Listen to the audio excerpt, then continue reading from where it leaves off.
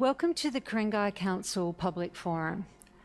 The Public Forum is an opportunity to share your views on any issues on the Council meeting agenda and on other general matters that are important to you.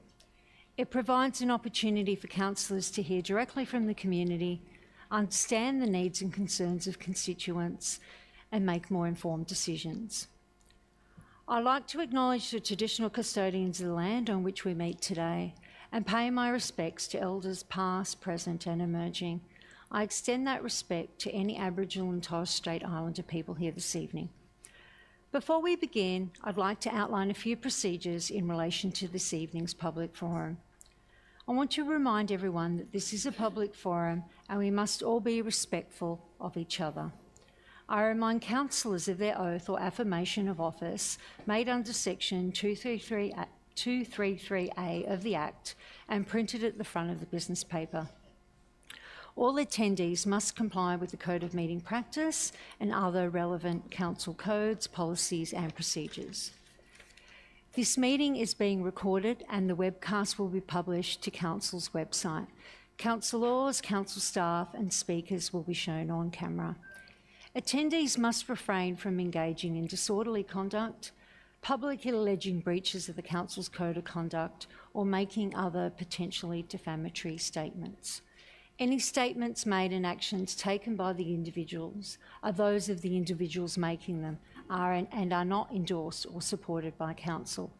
Councillors, council staff and members of the public must ensure that mobile phones are turned to silent during the forum. Councillors and council staff must declare and manage any conflicts of interest that they have and that they may have about any item of business that is on the agenda this evening. A few reminders for our speakers this evening. Speakers cannot use or present any props, audio or visual material. Any written material must be lodged when registering or handed to staff. Each speaker has 3 minutes to address council.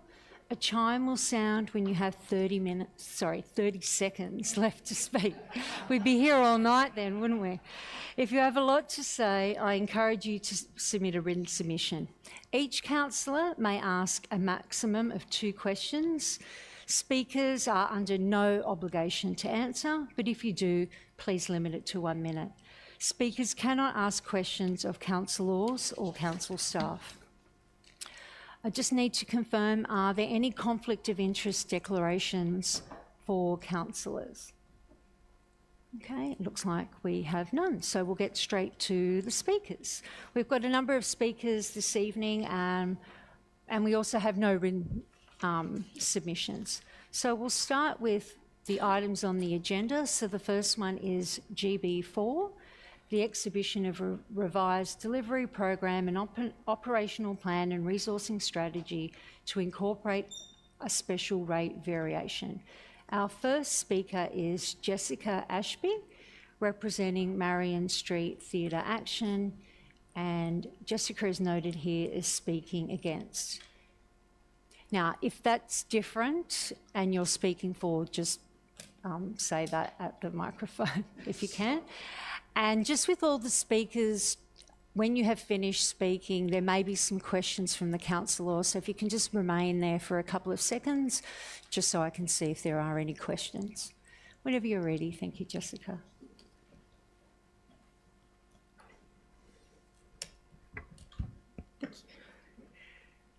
Mayor, councillors, council staff, I'm here tonight with my daughter Ida, partly because I didn't have babysitting, but also because she supports Marion Street Theatre. Last time I spoke, I was pregnant here with her, so this is technically the second time she's been here in the council chambers. The theatre is in our bones. My grandmother, who Ida is named after, started the Children's Theatre. My mum, Wendy, needs no introduction. We are undeniably theatre mad. But while we might be special theatre snowflakes, we're not unique. There are thousands of us who support the reopening of Marion Street Theatre. There are also over 21,000 children like Ida in Ku-ring-gai under 12 years old. For their whole lives, Marion Street Theatre has been closed. Council has 44 sports fields. Oh, do you? Okay. 67 tennis courts, 2 golf courses, and a fitness and aquatic centre. Do you want to go to Grandy? Yeah. Okay. Oh. And for the arts, Roseville Arts Centre for Visual Arts and Marion Street Theatre closed for 12 years. We need sport, of course.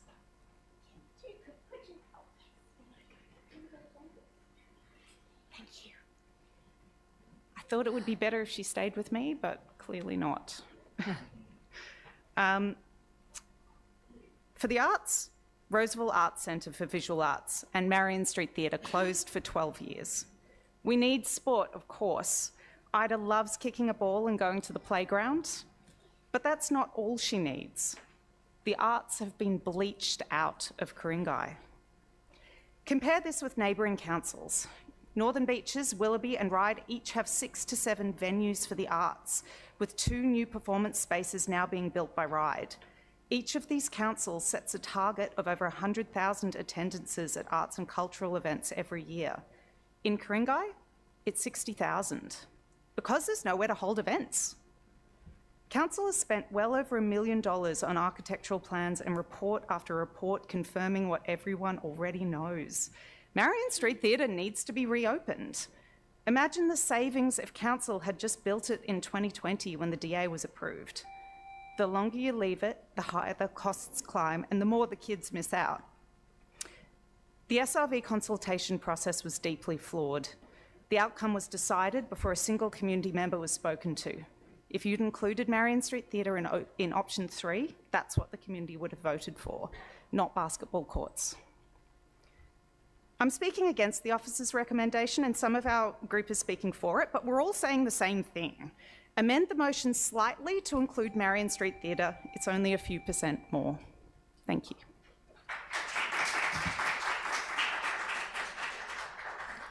Thank you, Jessica. Our next speaker on the same item is Janet Harwood, who is also speaking against.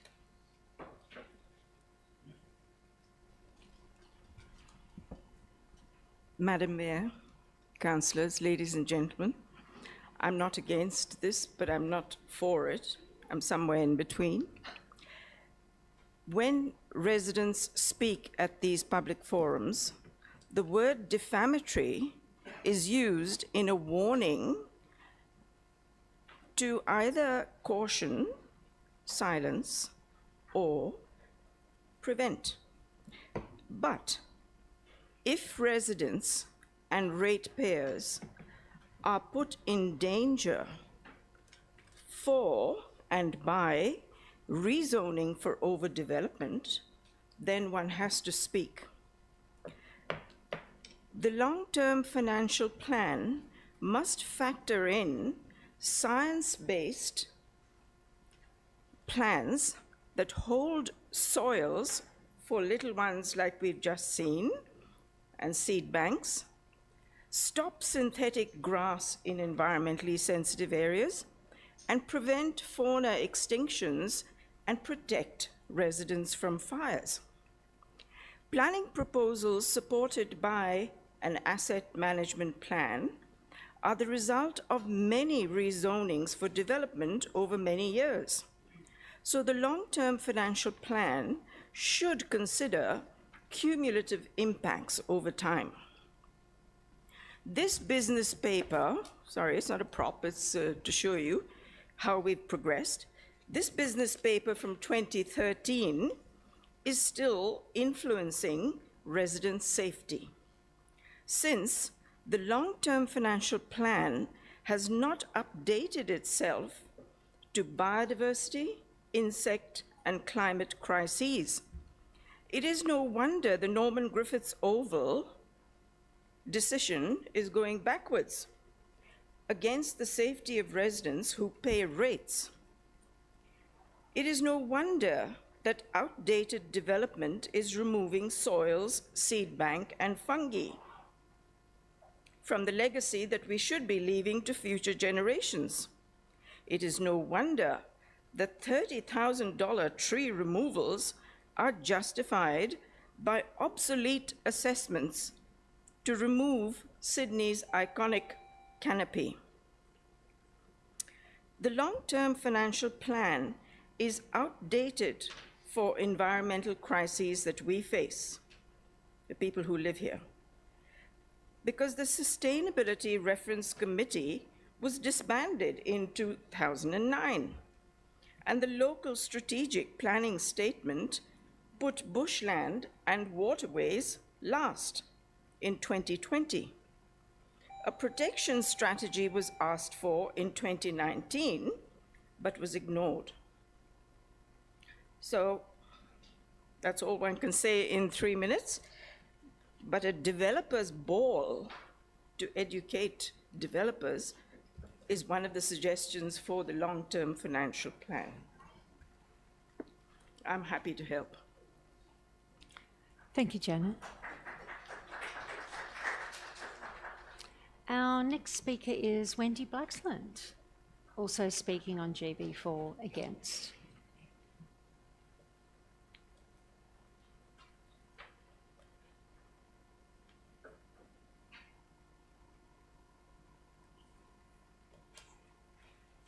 I'm not quite sure whether I'm against. It's a bit of a change. Okay, not a problem.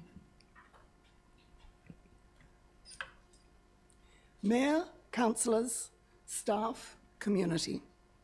Marion Street Theatre has disappeared from this amended SRV.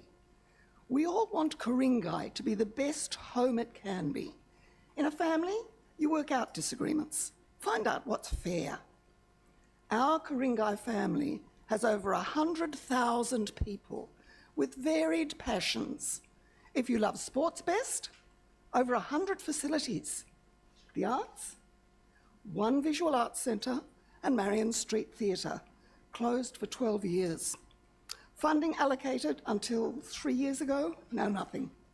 We need a better motion. The renovated theatre will house all the arts, a meeting ground with a cafe, playground, park. This project benefits everyone in Ku-ring-gai, not just Kalara, with social and economic benefits. Nighttime economy, tick. Helping those most at risk, tick. Our family, like many, is connected with this building. It's where I had one of the best hugs of my life, with my mother. She started what's now Marion Street Theatre for Young People. She usually sat with the audience of kids on the floor. I'd been away for a year, living in New Zealand with my now husband, before kids, but wrote a play for MSTYP which my mum was directing. I came back to see it. Off the plane, onto the train, going home to Wahroonga. I jumped off at Kalara because I couldn't wait to see Mum. Surprise! We had the longest, best hug ever. 6 days later, she died of a heart attack. We rang the theatre to say, don't tell the cast. My mother never saw any of our children, let alone her great-grandchildren. So I relish them for her. Hi, Ida. 3 Kiwi kids later, we came back home to Ku-ring-gai. The kids took MSTYP classes. Then Jess was cast in a show at only 10. Hi, darling. During the show's 2-month run as Little Billy Goat Gruff, she grew out of her specially made shoes. During the Tale of the Turnip, Jess played a child. Her farmer father tries to pull a huge turnip out of the ground. The wife tries to help, child tries to help. Then Jess appeals to the audience kids to help as a cat, a dog, then a mouse. When the teeny little mouse finally adds its strength, they all pull the huge turnip out of the ground. Everyone works together. If we can do that in a play, we can do it as a community. One by one, we can't reactivate Marion Street Theatre, but together we can. Thank you.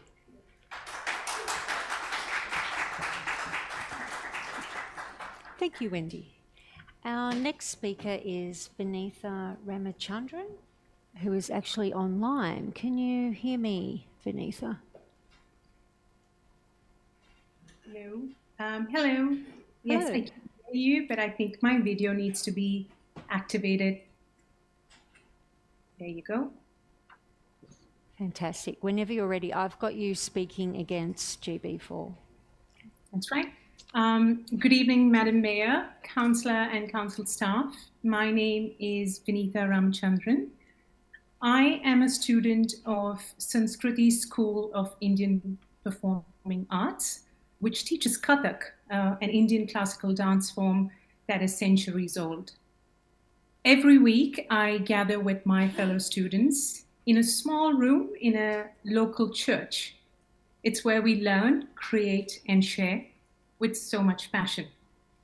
But spaces like these are limited and not always designed for the art we do. That's why venues like Marion Street Theatre are so important. Having grown up outside India, learning different Indian classical art forms helped me reconnect to my roots and heritage. But what truly brought that learning to life was the chance to share it with others, to perform, to collaborate, and to educate myself and those around me in the process. That's when art truly comes alive, when it's shared, enriching not just the artist, but the entire community. According to recent government data, the cultural and creative sector contributed over 67 billion to the economy last year, almost on par with the real estate industry. And as reported by Live Performance Australia, more than 30 million Australians attended live performances in 2023.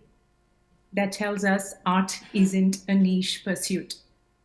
For people like me, and for so many in our multicultural community, a venue like the Marion Street Theatre offers the opportunity to share a piece of our culture, our stories, and our art with the wider community at a grassroots level, making it more local and accessible. The Marion Street Theatre is not just a stage, it is an architectural landmark that has nurtured and celebrated creativity.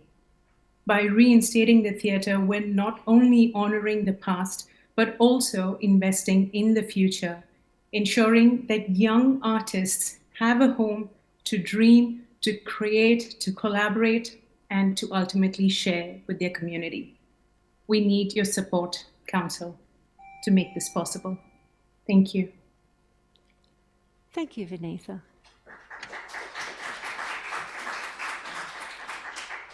Our next speaker is Howard Gwatkin. And Howard is speaking again on GB4, and I've got you noted as against. Thank Whenever you. you're ready. Madam Mayor, councillors and ladies and gentlemen. So I'm speaking against. I want to talk about the need to support the arts. I want to take you back to the worst of COVID, when we weren't allowed to gather in public for a dawn service. People did their own dawn service. They stood in the front of their houses and somebody in the streets, and somebody played The Last Post. In our street, it was my daughter on her saxophone. Then we heard it played faintly in the distance in another street, that time on a trumpet. It was what was needed. It brought people together. It was moving. There is so much in music that moves us. Sometimes it's the lyrics, sometimes it's the tune, sometimes it's the context. I can think of and picture tens of thousands of people at the COP in Liverpool in England singing You'll Never Walk Alone. It's stirring. We need music. We often don't realise how much we need it, but we do.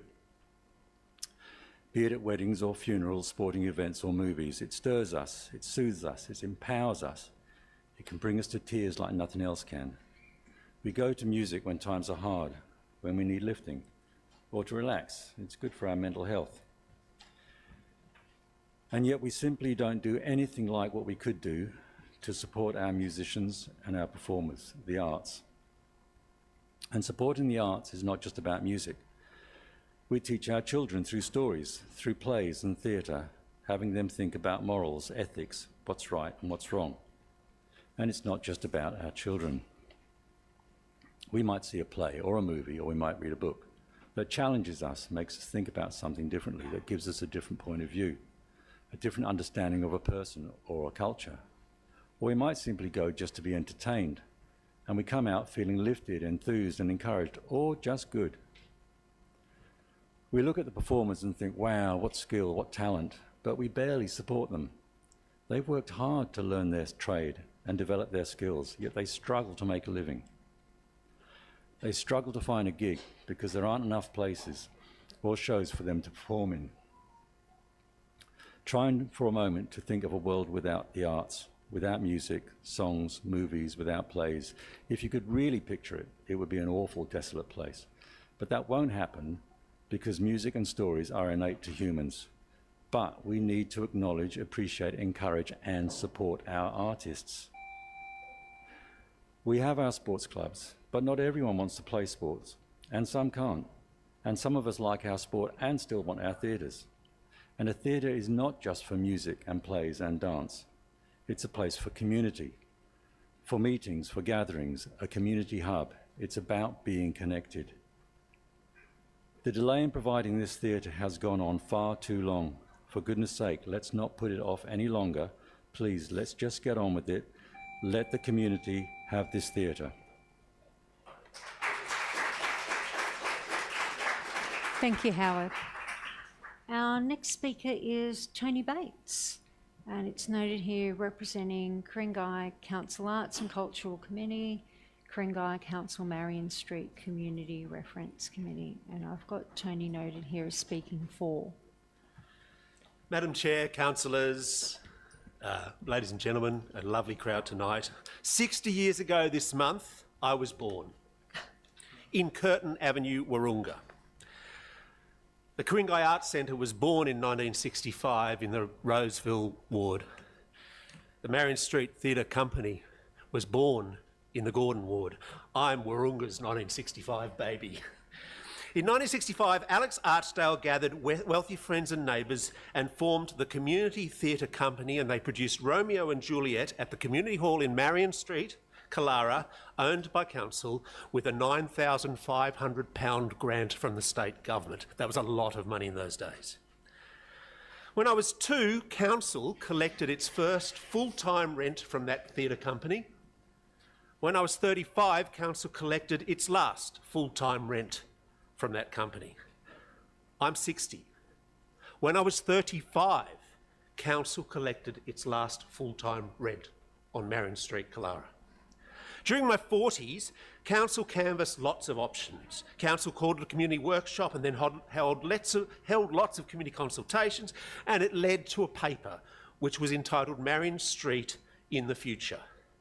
Then they did the Marion Street feasibility report, which proposed to rebuild Marion Street Theatre as a national centre of excellence. Then they commissioned the Curry report, which had a budget of $1 million to just reopen as it was. Then that was the soft tread report. Then the Curry report came later, which was options to perhaps run the venue without a resident theatre company, but to run the venue. But that closed the theatre. During my early 50s, council canvassed more options. The Save Marion Street Theatre Committee was established by Mayor Chateau, who's here tonight. Evelyn Mason, who's on our committee, produced the Marion Street Funding Report. A community petition was held with 3,616 residents supporting the Marion Street Theatre, and council commissioned the Left Bank Report on Creative Arts Infrastructure Strategy. And I joined the Marion Street Community Reference Committee with Councillor Balachandran, John Townsend, all the people from the Save Marion Street Theatre Company, which I wasn't a member of. And finally, at 55, at culmination of 15 years of canvassing all of the options, council unanimously agreed in this building to build a DA. Cost $12 million. At 58, council commissioned another report, the hydromedial feasibility report, which was like the soft tread report. This time was $7 million to get it reopened. At 58, I was invited to join the Arts and Cultural Committee, and we had a survey, and all of the members of that committee said venues is the #1 issue, and you'll hear from Adrian next. At 59.9, you placed the arts last as SRV option 4. 300 submissions were received in favour of Marion Street. So here I am. I'm 60. I'm old, I'm confused. I don't know whether I'm voting for or against GB4. What I do know is you need the money, but what I also know is to right-size the arts. Thank you. Thank you, Tony.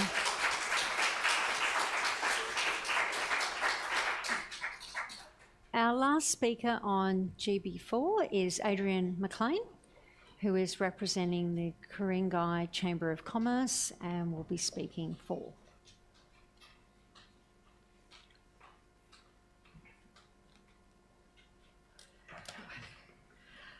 Thank you, Mayor and councillors in the audience today. I'm speaking on GB4,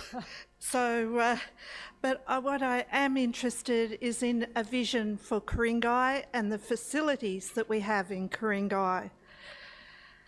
Ku-ring-gai Chamber of Commerce on Saturday held the Ku-ring-gai Local Business Connect Expo 2025. It was a great success. We had 25 tables in St Ives Community Centre. There was about 50 exhibitors and we had a registration of about 65. So we had around 100 people come into the St Ives Community Centre on Saturday afternoon. In the morning there was a soccer and that finished at 12:30. So between 12:30 and 1 o'clock we had to get the tables out of the cupboards, put them up, put them around the room, put up all our banners and make sure that it all happened in 30 minutes. It all happened, we made it happen, but it was a bit of a rush, I'll let you know. The day was a success, it was a buzz.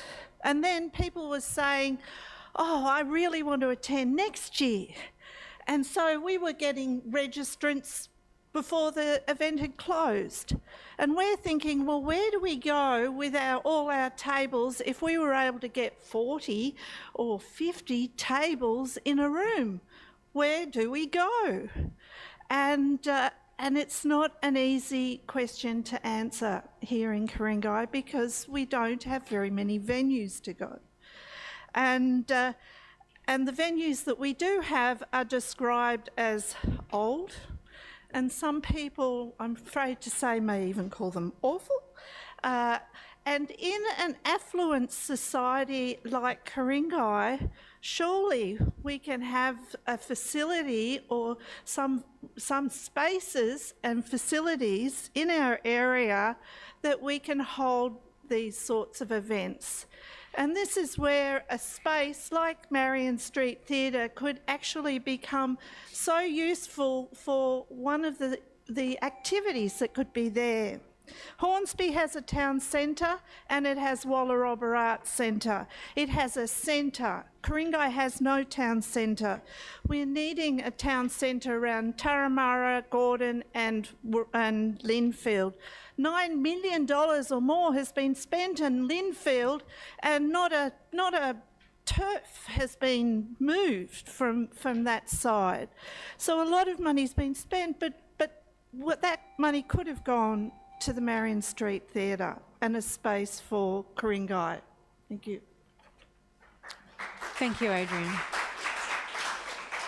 Our next speaker is Gary White, representing Solve Property Group on item GB12, speaking against the Affordable Housing Contribution Scheme and amended Affordable Housing Policy post-exhibition report.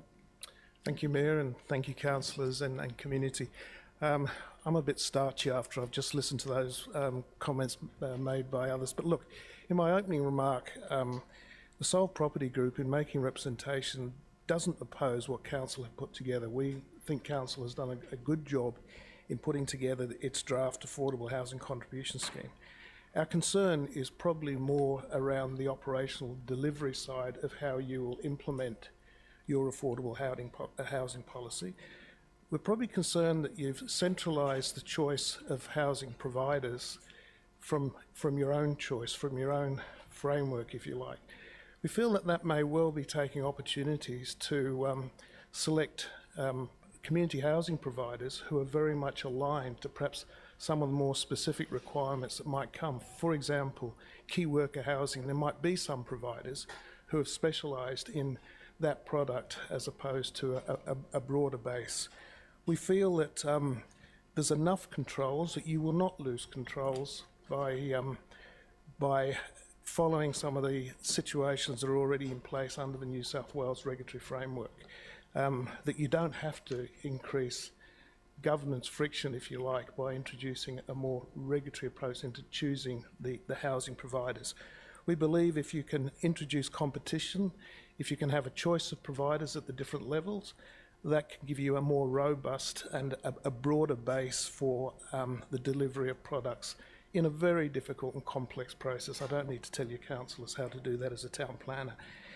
We think that one of the opportunities in dealing with some of the other housing providers could be that you start to get an idea of what the shaping products of what the affordable housing products might need to be by having early dialogue, which doesn't happen if the developer has to wait until you choose somebody coming forward as the provider.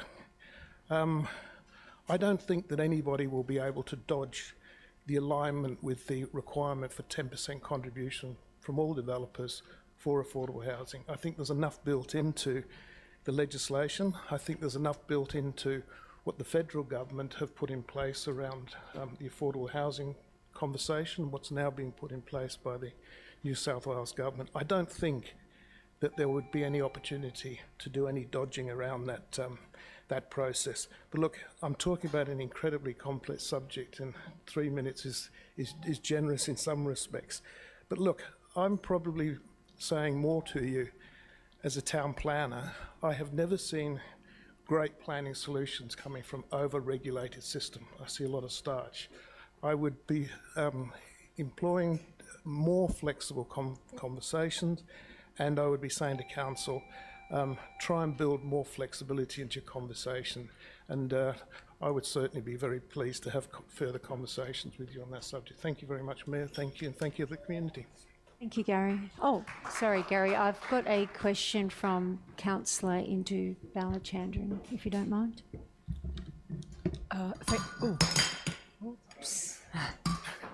Sorry about that. Thank you, Mr. White. I just wanted to clarify. So, is the point you're making that the community housing provider shouldn't be fixed in advance, but should be that the developer should be allowed to have conversations with housing providers? Can you clarify what you're proposing? I'm sorry, I didn't mean to interrupt you before you finished there. I think that if council is responsible for selecting the providers, it may well take away from the opportunity for a developer to start shaping a project in a particular way, which then enables a proposal to come forward, which demonstrates innovation, that actually another provider might be better off in terms of providing solutions in collaboration with council. Okay, it looks like no more questions, Gary. Thank you. Our next speaker is Nicole Topple, which I've got noted as speaking online via Zoom on GB13, which is the Local Character Ku-ring-gai Development Control Plan Amendment Post-Exhibition Consideration of Submissions, who will be speaking against. I can't see Nicole there. Is someone speaking on her behalf, or is she in the room? My name is Julian Freight, and I will be speaking on her behalf. Oh, okay. No worries. Go ahead, Julian. Thank you. So my name is Julian Freight. I'm Senior Development Manager at Capital Corporation, and we wrote a letter on behalf of the landowner, the Seventh-day Adventist Church, to the General Manager, Ku-ring-gai Council, on the 26th of August. We requested that the Wahroonga estate be removed from the Greenfinger character area. We clarified the use, the scale of the estate, and highlighted the existing intensive urbanisation of the site. The council report rejected our submission, stating that the area is surrounded by bushland, has ecological factors, riparian zones, bushfire concerns. They acknowledged it was an institution and clarified that the local character area refers to the built form and landscape, not function of buildings. So in response to that, I have three things to say. One, the site does have ecological, riparian and bushfire considerations, but these do not affect the large portion of existing highly urbanised area. The current approved master plan acknowledges and addresses these concerns, and these concerns can be addressed again in the future. 2, the definition of the institution from Oxford Languages is an organisation founded for a religious, educational, professional or social purpose. Wahroonga Estate is not one of these or two of these, it is all of these put together. It has the Seventh-day Adventist Church, or the religious component. It has a kindergarten to year 12 school and university for the education component. It has commercial and administrative buildings for the professional. Senior housing, care, student and nurses housing, and the largest private hospital in New South Wales, with multiple 9-storey buildings and over 700 hospital beds. Over 4,000 people enter the site each day. 3, in regards to the build form and landscape, the Wahroonga Estate, with all its highly urbanised, multifunctional and interactive components that work together, cannot be categorised to the built form and landscape of a predominantly low-density residential character area. In summary, we hope that our request to remove the Wahroonga Estate from the green finger character area is considered, and that the site is currently not relatable to typical institutions or typical predominantly low residential areas, and in any future developments will need to be highly urbanised to meet the requirements of the multifaceted functions of the institutions that currently service the community. Thank you. Thank you, Julian. Our next speaker will go to GB 14. So we've got consideration of submissions, planning proposal 51 to 53 Raheny Street, Turramurra. Our first speaker is Dr. Shane Geha.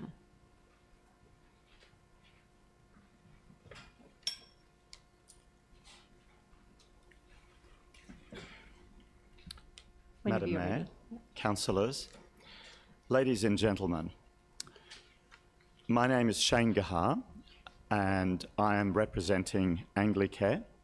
I'm the lead project manager for this project. This is a very worthwhile project which I've spoken to this council about before.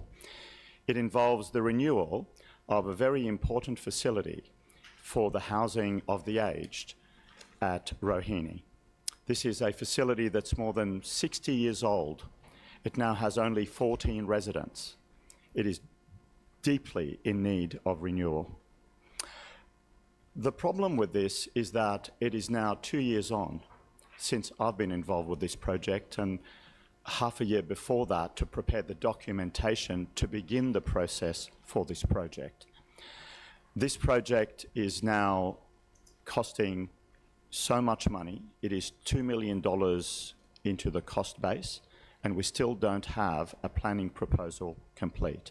So I just want to make clear that today I'm speaking for the planning proposal, because this facility is so needed, not just for this locale, but for all of Sydney and New South Wales.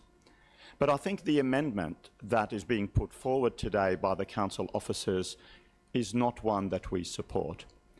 The council officers have asked that Building A, which is a smaller building in the north of the site. By the way, this is a site that's nearly a hectare in size. It has an edge with the railway, which is completely non-sensitive. It's surrounded by 15 to 18 metre trees. It's got to be one of the best places to put a facility like this. It's next to a railway station. It's 2 minutes walk to a shopping centre. Certainly my 2 minutes.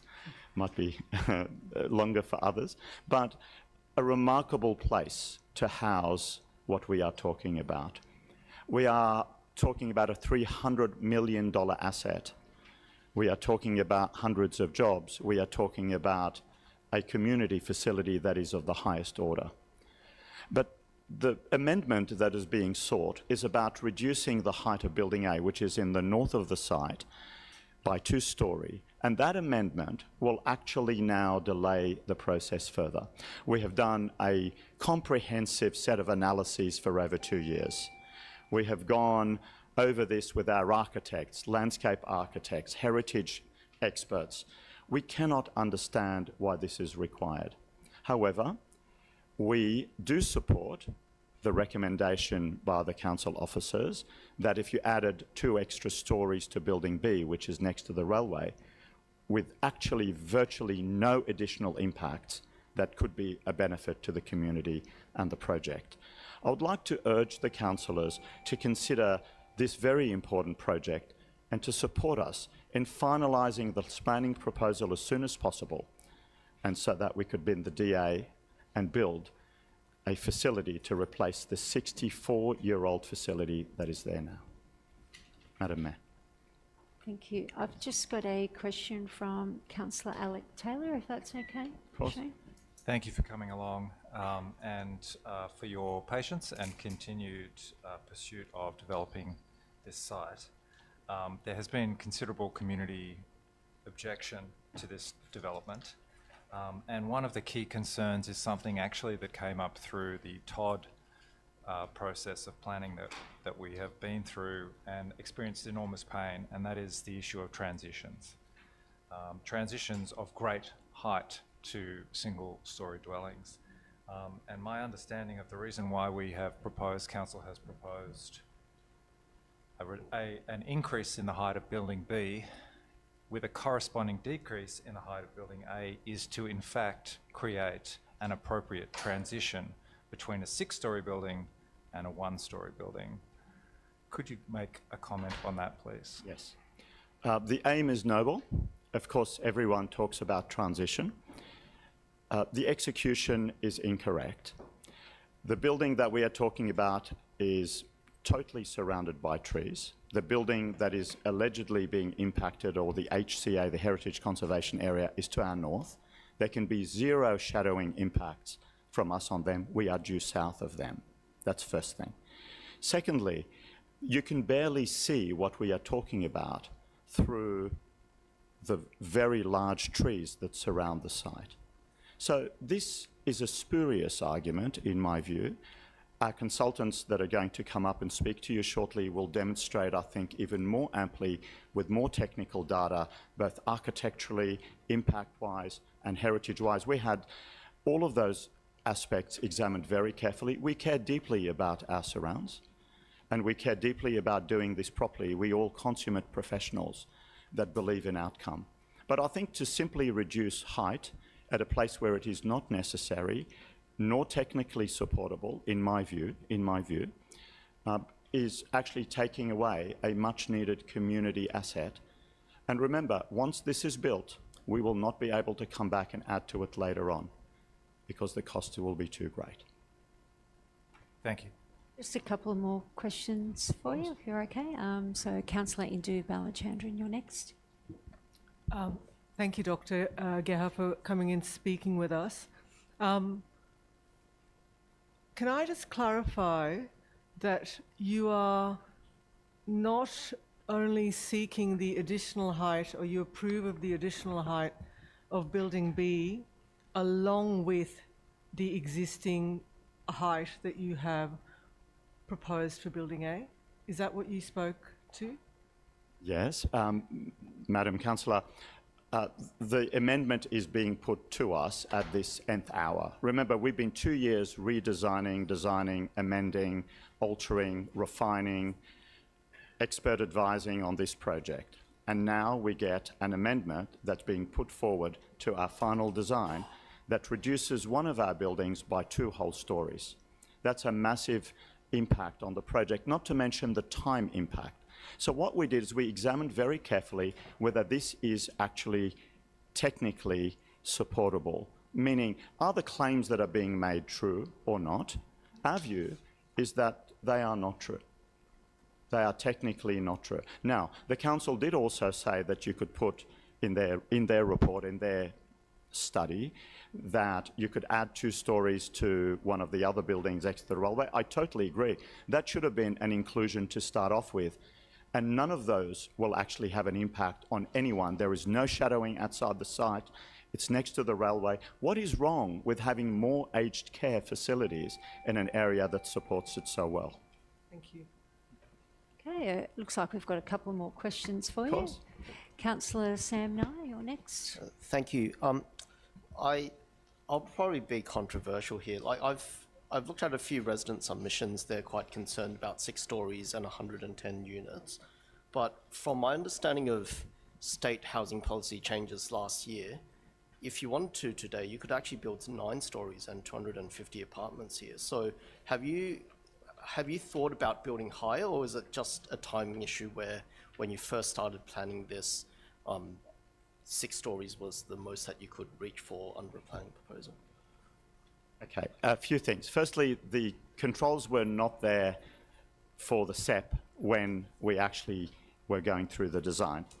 Secondly, what we've done is we've done a huge number of permutations for height, floor space, and siting. Remember, we need to meet all the requirements, the soft soil planting, parking, and so on. I feel that the end result was an excellent balance between what we were trying to seek and the final outcome.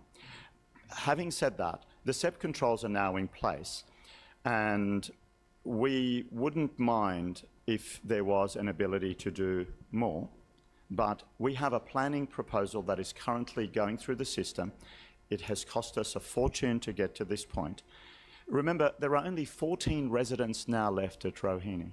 The facility is no longer at a point, and renewal is very necessary. We are way overdue in terms of time. We have been very, very compliant with whatever council has asked, and here we are 2 years on, and we have yet another amendment in the request. Thank you. And then my second question follow-up is, so just to clarify, even though there's a possibility for you to build even more, you would prefer to, at this point, have the planning proposal approved and just begin construction now with the current plans? Councillor, we can't start construction now anyway. We're probably realistically 2.5 years away from construction if council were to approve the planning proposal now. By that I mean, judging by the length of time the planning proposal has taken, we probably need 1.5 years for our DA. That's still got to be done. We need a year for our CC, and then we can start construction. And then we need 1.5 years to deliver the product, at least, if it doesn't rain a lot. And if that's the case, you're talking 5 years before we can have some beautiful residents in a beautiful new facility. All right, thank you. Thank you. The next speaker is Deputy Mayor Martin Smith. Thank you, Madam Mayor. First of all, I'd like to acknowledge... Shoot. Oh, sorry, you've got more questions. Oh, sorry, that was my fault. Sorry. Yes. First of all, I'd like to acknowledge the fact that, yeah, Anglicare, and appreciate what you're looking at bringing into Turramurra. Secondly, though, just with the document that you provided, I must say, like, I'm looking at the Pink Heritage Conservation Area, which I believe that our officers and everything are quite keen to see this type of investment into the community, as what you've already advised would happen. In fairness, though, looking at this particular document here, if I'm looking at it right, and if you've got that in front of you, it actually does show on Block A there's a house pretty hard up on it, and nevertheless, with any type of trees, I think that there would potentially be some impact, and I think that in a reasonable sort of process of thought would be that what our officers have put forward here is they're trying to get an outcome that's not only benefit to the Anglicare, to what you're bringing to the community, but also to the residents that are actually there at the moment. Would you not agree with that? I appreciate that, I do. But remember, the particular resident that we are talking about, and I don't know anybody in that area, so I'm not speaking specifically, is 38.4 metres is the separation. 38.4 metres. That's longer than the length of this room, with trees at both ends, a fence at our end. It sounds like a stretch to me. Just on that, with the trees that we're talking about, what type of trees are we? What type we have our landscape architect coming after me. I'll get him to go over this in more detail. Thank you. Looks like we have one more question from Councillor Matt Devlin. or maybe 2. Of course. Good evening, Doctor. Thank you very much for presenting this evening. Just a quick question. You noted that there wasn't any overshadowing, given that the heritage conservation area was to the north. I know that from a number of resident submissions that there are buildings to the west of both Building A and Building D, as proposed, and the topography in that area is not favourable in their instance with relation to afternoon overshadowing. I would just question whether there was in fact no overshadowing. I'll park that. We've modelled this deeply, Sire, and we will demonstrate that to you when the architect speaks. Great, look forward to that. Do you have any calculation on how many units may have been lost from the reduced height in Building A and how many may have been gained from the alternate for increased height in Building B? It's hard to know because, remember, a planning proposal isn't at that level of detail, but it might well be 30 odd units lost and 20 odd units gained, or some number like that. Or 25 lost and 25 gained? Gained, something like that. Okay. But the time lost, the cost of redesign, Appreciate that. the cost, that's a lot. Yeah. Thank you very much, Doctor. Thank you, Madam Mayor. Okay, one more councillor with questions. So, Councillor Kim Wheatley. Sorry, I know that you said that you've got the landscape architect after this, but just to clarify, you said that there was 33 or 34.8 metres between Building A. And 12 King Street, which is the sensitive heritage item. Okay, so obviously this is not to scale, and obviously Google Maps is not to scale, is that right? Are you hearing that? So that's, you're ignoring the building that's actually on the boundary, is that what you're No, doing? we didn't ignore any of the buildings, but remember, 12 King Street is a heritage item. I understand, but So- what I'm trying to understand is that the house that is hard up against A, Yes. what's the distance between? We've got that. So let me, I there's a get full, that? yes, there's Yeah. a full report on that coming up in the next speaker. So Okay, great. if you'd let us explain that to you more fully. Yes. Okay, that looks like it. Thank you. Thank you. Thank you. Okay, our next speaker is Zach Hall, who's also speaking on GB 14 and speaking against representing Anglicare. Good evening, Good evening, Mayor, councillors, and members of the public. My name is Zachary Howe, and I'm here representing Anglicare as the Senior Development Manager for the Rohini Village redevelopment. Joining me this evening are Amit Juka, our architect from Plus Studio, Ross Shepherd, our landscape architect from Site Image, and Dr. Shane Gahar, our lead project manager, which you've just heard from. We appreciate the opportunity to speak with you tonight and wish to express our concerns regarding the Council's officer's recommendation to endorse the post-exhibition amendments to building height and floor space ratio, specifically the proposal to remove 2 floors from Building A and transfer them to Building B. We believe this recommendation is not based on a sound or thorough assessment of the impacts. In fact, the evaluation of Building A effect on its surrounding is respectfully inaccurate. Our architect has conducted detailed modeling and analysis, which confirms that there is no measurable visual or overshadowing impact. Building A, as proposed, is 5 stories high, well screened by mature boundary trees ranging from 15 to 18 meters and entirely in keeping with the site context. Lastly, it's important to note that Anglicare is not a commercial developer.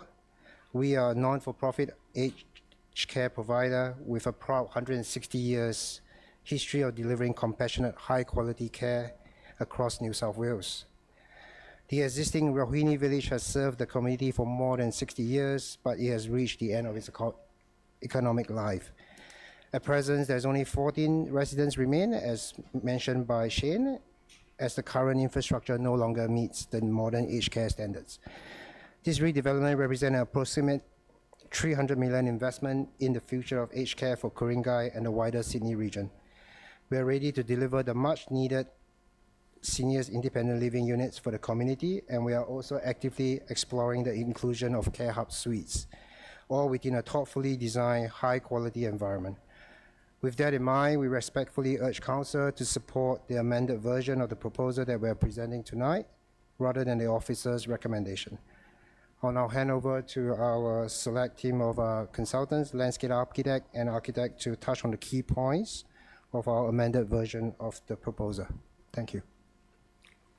Thank you, Zach. Our next speaker is Amit Jolka, also speaking on GB14. And I believe you're all speaking against. That's what I've got noted here. That's correct. Thank you. Good evening, Mayor, councillors, ladies and gentlemen. My name is Amit Julka. I'm a director of Plus Studio, and our office is undertaking the architectural and urban design on this project.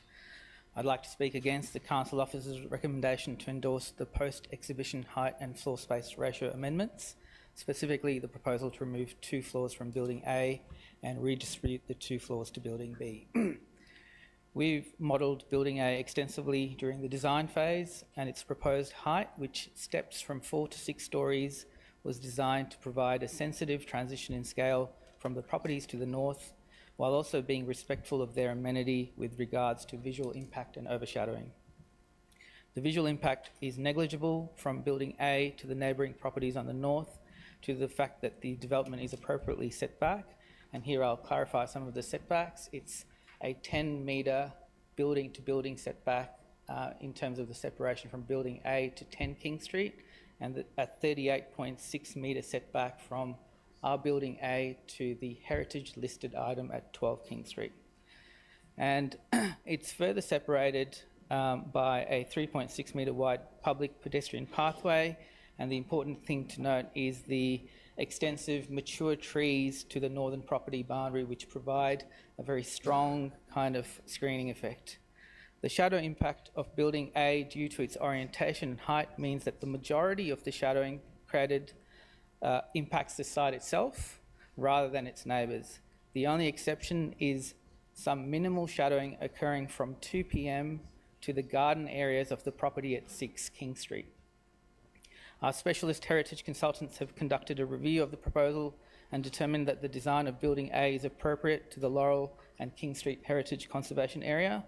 And further, I note today that Council haven't raised any heritage-related concerns. I also wanted to note that the concept design for the planning proposal already incorporates the FSR and height bonuses as part of the SEP. In my professional opinion, there seems to be little justification for reducing Building A's height by 2 stories, given the current design's consideration of visual impact, overshadowing, heritage, and the desire to provide a stepped transition in scale. There may be some justification for allowing modest additional height on buildings B and C, where the potential impact is minimal. So therefore, if an amendment is required, I recommend retaining the exhibited height and FSR for Building A and potentially adding capacity to Buildings B, which better utilises the site planning potential. Thank you for your time. I have got one question for you from Councillor Indu Balachandran, if that's okay. Thank you, Mr. Julka, for speaking today.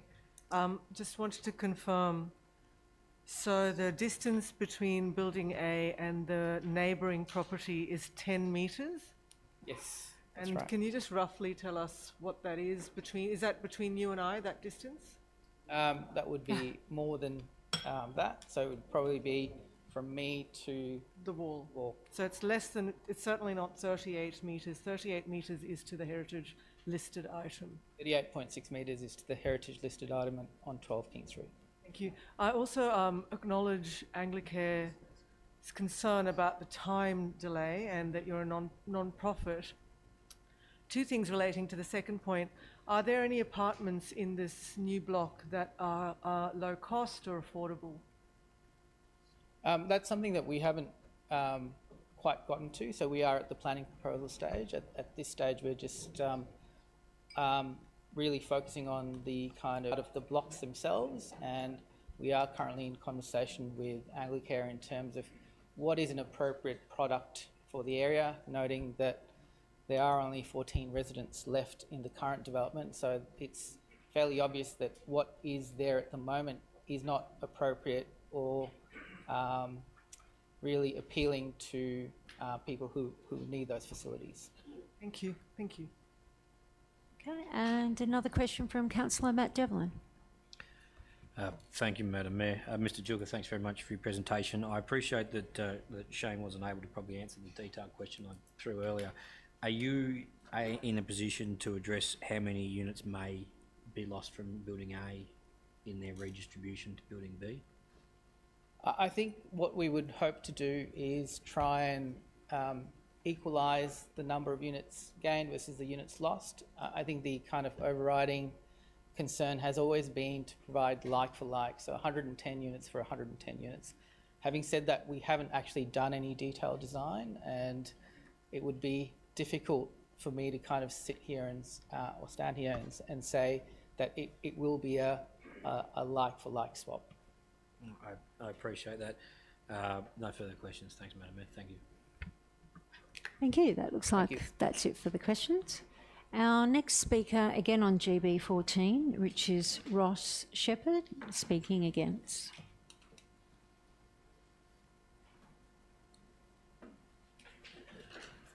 Good evening, Madam Mayor, councillors and community.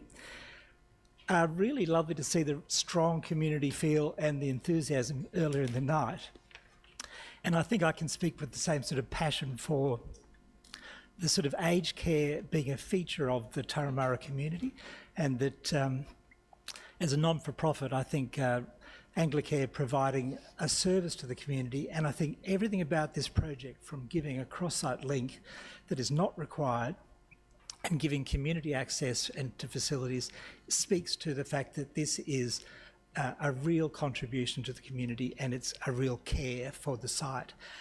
The thing that struck me on going to the site is if it was built in 1969, the landscape has grown mature and wonderful while the buildings have grown old, and the buildings are ready for renewal, but all of the perimeter planting and large courtyard areas have got much of the original planting.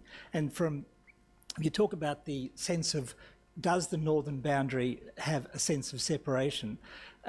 When you come down the laneway of the council and the council lane and you come around the corner, there's trees 4 and 5 deep that are on our property all along the line of the council laneway and in the adjoining property. And I went there early on a Sunday morning, and the lovely mystic feeling, but there are trees left and right, high and low, and there are large camellias that have grown up to really exotic heights. And the aim of the workshops we've had with the client is to celebrate the garden village character and to reinforce all the boundary planting. There are some small gaps, I would say 90% plus of all the boundaries almost have no views to the adjacent neighbours. And those holes, the goal of us is to plug those. But the height of planting right around the boundary, because the buildings have occupied the site and the landscape has been the feature of the perimeter and the centre, I can honestly vouch that if you go down to the site and talk about the relationship with the heritage to the north, that the idea of a single section or separation, it is strongly green buffer between the properties, north facing, and the sense of shadow across here. And that property that's on our boundary, I mean, I've walked along that corridor often. It entirely is oriented to the north, as you can see. There's a garage along that boundary which was prominent in the aerial. And the rear of that property you can see at a pinch over the fence, but it is all completely the rear side of that building, and they've got trees and mature planting. So I must say I'm here talking casually about it, but I'm talking the key issues here have been about whether the change in the built form should respond to the heritage item to the north. And my own personal assessment and feeling is that the 4 stories, when we've got 10, 15 and 20 metre trees along that boundary, documented by the arborist, said to be protected by the arborist and reinforced by new planting, is that 4 stories is some 12 to 15 metres maximum. We've got trees greater than that already, and I find the proposition that we're impacting on that to be false. And I'm happy to defend that statement. All right, well, I've got a question, looks like from Deputy Mayor Martin Smith, if you're okay to take that, Ross. Thank you, Madam Mayor. I'll dance to that song. Just in relation to building A, and I'd just like to hark back to that building that is just 10 metres away from the development. I understand that there is what you're saying, there's a substantial amount of vegetation and so forth for it, but being mindful it's 10 metres and there's also noise factors and everything else, would you not think that it's reasonable that our council officers have sort of taken into account what the impacts are on a local resident there that I dare say has been there for a long time, and transferred as much of that to building B? Would that not seem reasonable to Anglicare in this particular time? Well, if it's a sincere answer that I'm giving, professional answer, I think that we've got 25-metre trees along the railway edge, 20 metre. They're 8-storey trees. We've got 5 and 6-storey trees along the eastern boundary. We've got 4 and 5-storey trees along the northern boundary. The proposition of a 4-storey building along that boundary, given the layering and separation and transition, I think the trees are doing the hard yards there, and that laneway is creating noise, and the people who are going to live there, I can say, frankly, they're the best neighbour you could ever have, is a seniors living environment for noise. I know they throw a big party on Saturday night, but apart from that, pretty quiet. I really struggle to feel the sense of the transition being a problem when you've got 4-storey trees, 4 and 5-storey trees, creating the transition. Thank you for that answer. I'm going to ask you a real tough one. If you were living in that resident there, would you be happy with that proposal, or would you be happy with the council officer's proposal? I have personally struggled with this because I lived in the Todd area until 6 months ago in Roseville, and moved to avoid the numbers of people and parking and impacts that were going to be in my street. And I have personally thought about the transition, and we were going to have 6 and 8 stories next to my house before I moved. I have personally struggled with it, and I personally think 4 stories next to trees that are of that density and layering, I believe I personally can support that, and personally could accommodate that, given the orientation of that house is completely to the north. And if we walked along there as a group tonight on a community visit, I think you would be personally taken with how the orientation of that house has no regard to the southern boundary or orientation in that direction. I feel it is acceptable. Thank you for your answer. Okay. Okay, I've got a question from Councillor Indu Balachandran for you. Thank you, Mr. Shepherd, and also thank you for sharing your own experience of our planning conundrums as we face transitions, and our residents face transitions. As councillors, we are obliged to represent the interests of our current constituency as well as our future constituency. So I wanted to clarify, the trees that you mentioned that are north-facing are 4 stories tall? There are variable trees along there. There's 20, 15 and 10 and 8 and 6, but it's the volume of understory trees as well, and the infill by layers. We're providing a public benefit offering to upgrade that path and make it safe. It is currently irregular and unsafe, and part of the VPA is for us to renew and upgrade that. But it is we're also planting trees along our boundary which will complete gaps in that. And this is a long time. I'm saying it's been there for 50, 60 years. We're looking for the future. My whole life is dedicated to creating the long-term setting for buildings with appropriate trees that do fulfil separation between properties and greening and vegetation. There are highs and lows of trees. We are planting new trees all along that boundary. It's the vision for our project is to be a garden village of the highest order in Australia. Thank you. I didn't finish my question. The question I had was, noting that the trees along that side are 4, maybe up to 5 stories high, the building itself is 6 stories high with a roof terrace with balconies and windows facing the neighbours right next door. Can you make comment on that? Well, I actually think I have commented on that. I feel that I've stood there at least 4 times personally. I've walked up and down there. I've recorded the heritage gates. I've looked at the boundaries on both sides. I've walked in our own garden. The feeling of separation is extremely distinct. That's all I can say.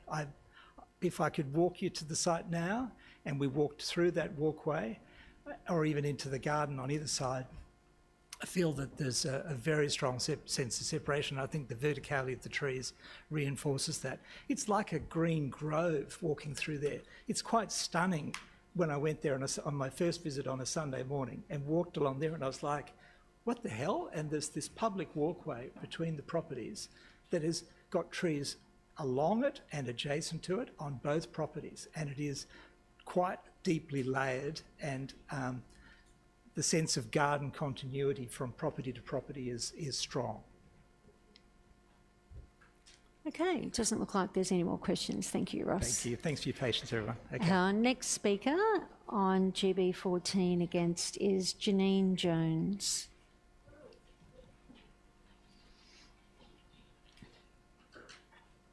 Mayor, councillors and community members. I think it's a south versus north tonight with me. The New South Wales government has defined a new urban future for us under the housing SEP. But does that mean accepting large-scale developments on small sites that are out of scale and out of character with the neighbourhood we value? Anglicare's proposed redevelopment of Rohini Village consists of 4 buildings, A to D, 6 stories high on just over 2 acres in the old money. Ku-ring-gai local planning panel has sought to improve Anglicare's original proposal with an alternate design for buildings A and B. Unlike with Building A, there has been no corresponding reduction in the height of buildings C and D, which will directly impact apartments along Rohini Street, Eastern Road and King Street. The local planning panel's report says other neighbouring properties currently developed mainly as 2-storey walk-up units, will also be impacted in the immediate term. However, no amendment to height along these boundaries is proposed due to their R4 zoning and E1 location, enabling 6-storey residential flat buildings on these sites. In the future, that doesn't mean or help people who live there now at all. From our apartment building, our balcony, I see a 2-storey village building. So if buildings C and D proceed at 6 stories, they will totally dominate the outlook and reduce solar access for 47 to 49 Rohini Street, impacting our quality of life and that of other nearby residents. Our government encourages us to age in place, remaining in our homes and communities as we grow older. That's what I want to do where I live. But that becomes impossible if sunlight, open sky and privacy are taken away by buildings that overwhelm their surroundings.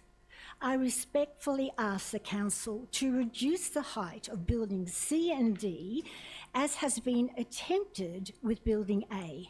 Initiatives like lowering building heights under 6 stories, lower floor space ratio, stepped architectural designs and maximum setback will help minimise negative impacts of local residents to ensure the redevelopment of Rohini Village maintains the livability, character and amenity of our charming suburb. Thank you, Janine.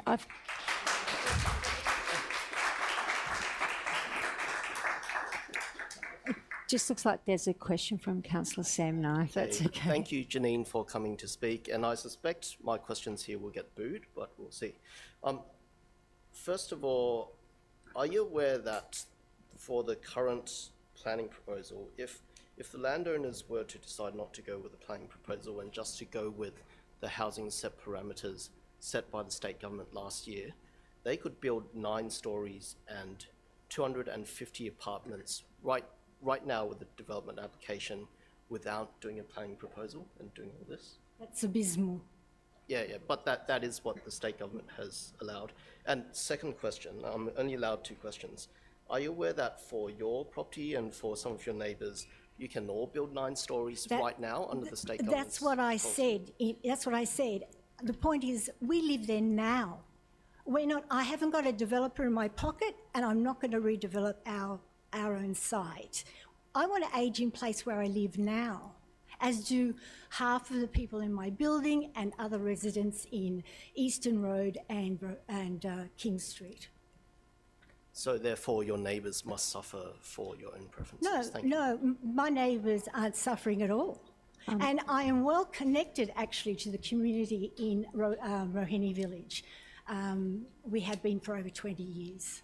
And the reason why people aren't there anymore is because Anglicare has moved them out. It's because they've been moving them out for years, and the people who are still there are there because they want to be there. Okay, thank you, Janine. Our next speaker is Jane Vernon. Again, speaking on GB 14 and against.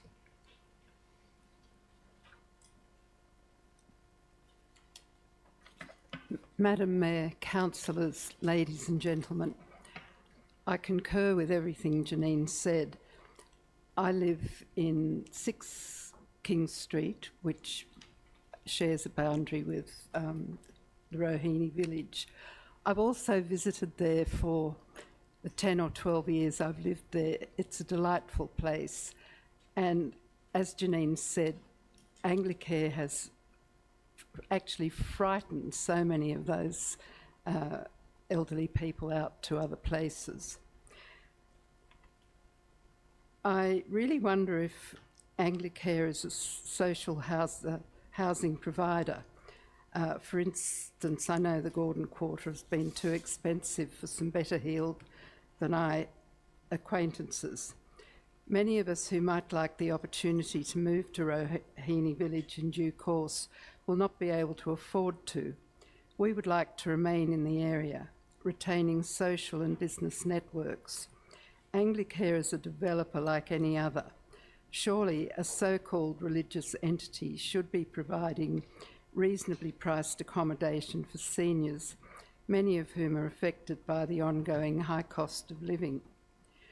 Retirement living does not require 3 bedrooms and 3 bathrooms, which I picked up in the copious information in the email from the council. An army of cleaners would be needed.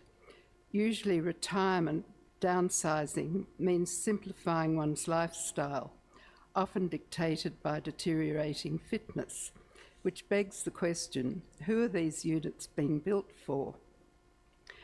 6 stories will overshadow the surrounding units along Eastern Road and King Street, causing loss of light and privacy issues.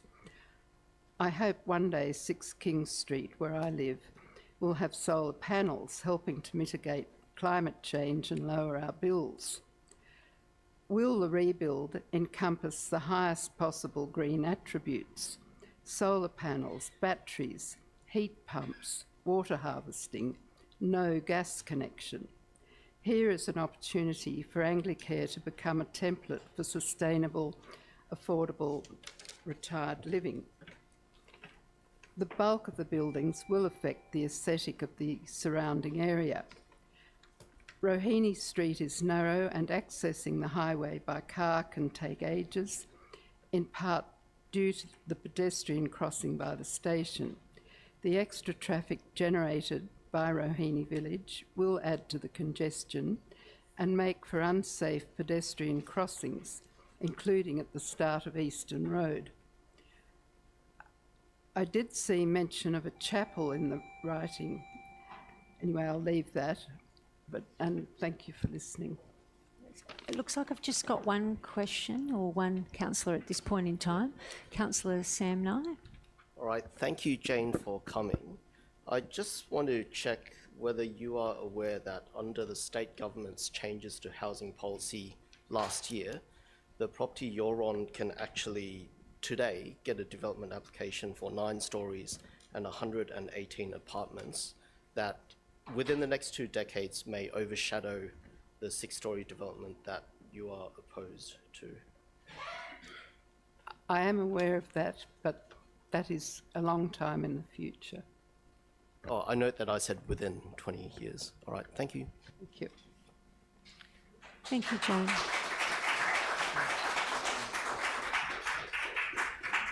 Our last speaker on GB14 is Marie Burgess, speaking against. We squished you in.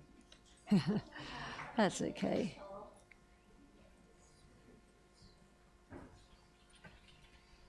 Yeah, I'm directly affected by this development on Building C. I am living in this set of units. The secretary is Miss Jones, which talked to you 2 minutes ago against the development. Now, I am living. Marie, can I just get you to speak? Pardon, Just so we can hear you. Yeah. My main area, the kitchen, lounge, and dining, and my main bedroom, open to a balcony facing that building, Building C. And there is only a small parking area between us. And at the moment, the Building C is at reasonable height, so the sunshine can still access my main living areas, and I need that light and that sunshine coming to my main area. That's where I live all day. And this, if some buildings are, if the building is increased in height, I will not get that sun, or hardly a little, or hardly. And so loss of sunshine, loss of light, especially be hard in winter time, of course, and also loss of privacy, all those windows, those residents looking to me, and also this light I get from the balcony and reasonable height of Building C. This light constitutes the main value of my property, of my unit. This is the reason why I bought that unit, because of this sunshine, this light. So it will decrease the value of my unit. And I'm resident, and my superannuation is slowly decreasing. I'll have to sell and get good money for my unit, and I don't want to be low. I need the value of this unit to stay the same, and that means keeping the sunlight and the sunshine coming in, and that means not building any more story on top of Building C. Yeah, because there is a small space in between Building C and our boundary, but it's only a small parking area. Marie, you just run out of time. If Thank you. okay. Please, all councillors, look at the report sent this afternoon at 4 p.m. Addressing the Ku-ring-gai Council. My name is Marie. All right, Marie, are you okay to take a question from one of the councillors? Yeah, if you're comfortable. Thank you, Marie. I just wanted to just to thank you for expressing your opinion. I think we've all understood it, so thank you very much. Thank you for allowing me to speak. No, thank you. You're welcome.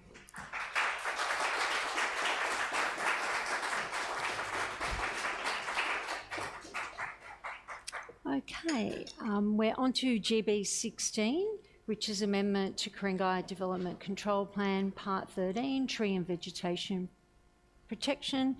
Our speaker is Janet Harwood, who is speaking against.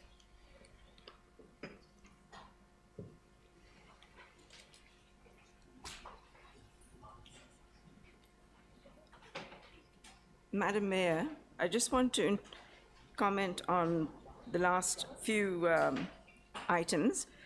I've been following this problem with Ku-ring-gai since 2003.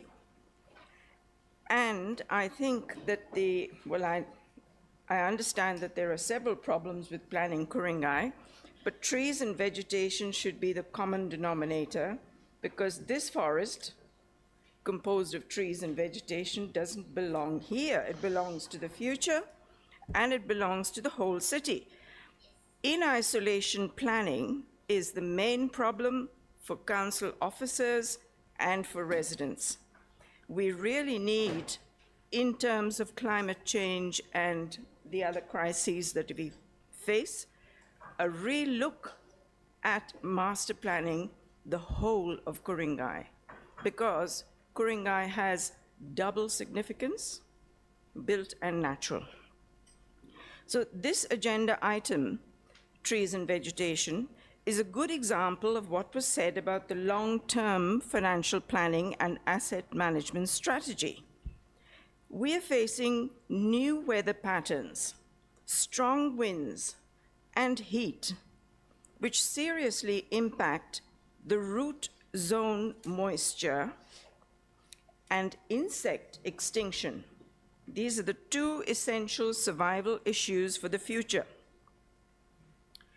Trees and vegetation protection won't happen by changing a few words, such as this agenda item suggests, because those words relate to laws which are antiquated and don't protect the common denominator of trees and vegetation. The DCP is the problem. First, DCPs work in, that's development control plans, work in the shadow of the real problem, which is the LEP, the Local Environment Plan, which is the gazetted instrument. If we have loss of windbreaks due to over-zoning for development, we will have the problems that we face. Massive insect loss and changes to the environment. Loss of windbreaks then weaken neighboring remaining trees, and the loss dries the soil, which in Ku-ring-gai is one of the most important ecological assets. Secondly, Mother Nature is simply unable to understand an amendment to words. She is not going to understand that or do anything about it. She will continue to threaten the lives of people who live in this area. Thirdly, character was put on public exhibition, but character is what you see above ground. character does not protect the soil and the seed bank, which is the genetic basis of this urban forest, these trees and vegetation. Okay, Jenna, we're out of time.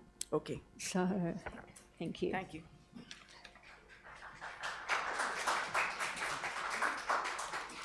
Our next item is GB 17. We've got 2 speakers against. It's the Faster Assessments Incentive Program, nomination of amenities building and clubhouse at Canoon Road Netball Courts as Round 1 grant project. So our first speaker is Greg Cook, who is speaking against representing the Linfield District Cricket Club. So I believe Greg is online. So whenever you're ready, Greg. Yes, thank you very much, and thank you for the opportunity, Mayor Kay and councillors. Lovely to hear about the various projects around the community this evening. Sorry I can't be there in person. I'm currently on a work trip in Queensland over the next few days. I'm speaking on behalf of, yes, Linfield District Cricket Club. I'm a club player, past president, life member, and currently a committee member responsible for our capital works. I'm also a Ku-ring-gai resident for the last 30 years. Just for clarity, I'm not speaking against the Canoon Road netball project itself. I simply want to remind council and the community of another meritorious project in Ku-ring-gai which should be thought about as a part of this decision. The clubhouse at Linfield Oval is part of Soldiers Memorial Park, and it's shared with Linfield Rugby. Ben Dibden, who has carriage of our clubhouse project over many years, will be speaking after me. I wanted to remind council and the community about this much needed redevelopment of the Linfield Oval clubhouse. Just firstly, a little about LDCC, Linfield District Cricket Club. Soldiers, Anzacs in World War I decided that if they were lucky enough to make it back home, they'd start a cricket club. And so in 1923, our club began at its current location at Linfield Oval. And in 2023, we celebrated our centenary. Unfortunately, though, the last substantial change to the Oval's clubhouse was in 1962. The last substantial change to the Oval's clubhouse was in 1962. Much closer to 1923 after World War I than where we're now in 2025. If you think that can't be true, I'd be happy to show you the smelly male-only toilets and even the group showers that don't provide any facilities for our growing cohort of female and women players. I'd be happy to show you the Zero's disability access. And whilst umpires aren't necessarily people that get a lot of sympathy from players, one of the requirements of our various competitions is that they have their own small change room and meeting facility, just a small room that can contain 3 or 4 people. At the moment, they actually get changed in the corner of our bar. Our club is regarded as the home of cricket on the North Shore. We're growing our juniors and players, of which I am one. Just in summary, Linfield Oval is a great facility of Ku-ring-gai, and we should be proud of it. We've got $500,000 of our own funds, fundraising, and I ask council to give this project the priority it deserves. Thank you, Mayor Kay and councillors, and thank you very much to the community. All right. Greg, I've just got a question from Councillor Indu Balachandran, if that's okay. Yes. Thank you, Mr. Cook. I'm a newer arrival to council, so I just have a question on process. If a club like yours has these kinds of projects in mind and funds that you set aside, what is the process by which you bring this to council's attention, and have you done so, and when? Yes, so my colleague Ben will talk about the specifics in a moment, but I think it was October 2023 that after many years of hard work, we received what's effectively the DA, the development approval. Technically, it has another term because it's Crown land that council manages. That was quite a rigorous process. We spent from memory $75,000. There were 17 steps and reports and soil and riparian zones and so on, and architectural costs. So that's been completed. Really, we've just been trying various avenues of federal, state and council and Cricket New South Wales fundraising to get the funds. So the project's relatively modest. It's a renovation and extension of a balcony and some additional bathroom toilets on the oval level. That's all in keeping with the 1962 heritage building. The project cost is likely to be $2 million, and as I say, we have between rugby and cricket $500,000 of our own funds. So we're good to go. We just need the additional funding. Thank you very much. Okay, that looks like there's no more questions. Thank you, Greg. Thank you. Next speaker is Ben Dibden, who is speaking also against.